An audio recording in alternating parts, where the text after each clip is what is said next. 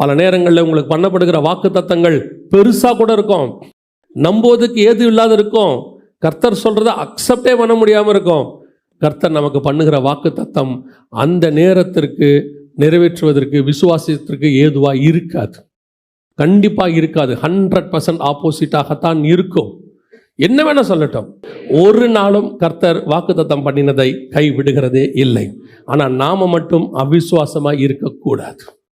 அந்த ஒரு அவிசுவாசம் வந்துடக்கூடாது. நடக்குமா நடக்காதா, வாய்ப்பு இல்லையா? பாருங்க, ஆபிரகாமுக்கு ஆண்டவர் இப்படி பண்ணியிருக்கிறாரு. அதே மாதிரி ஒரு சம்பவம் சகரியாவுக்கு நடக்குது. லூக்கால வாசிக்கிற 1ஆம் அதிகாரத்தில் சகரியாவுக்கு நடக்குது. நடக்கும்போது சகரியா கிட்டேயும் அந்த வார்த்தையை சொல்கிறாரு, எலிசபெத் குழந்தை பெறுவாங்க. இப்போது நியாயமாக பார்த்தா அவன் ஆசாரியன், அவன் தான் ஜனங்களுக்கே இந்த விசுவாச வார்த்தையை பேசணும். ஆனால் அவன் அவிசுவாசப்படுறான். அவனுக்கு ஒரு அவிசுவாசம் வந்துருச்சு. இது எப்படி நடக்கும், வாய்ப்பு இருக்குதா அப்படின்னு உடனே மற்றவங்களுக்காவது சும்மா விட்டுருவாரு. இந்த போதிக்க வேண்டியவன் அவிசுவாசப்பட்டான்னு வச்சுக்கோங்க, அவனுக்கு ஒரு தண்டனையை கொடுத்து அந்த இடத்துல செய்வார்.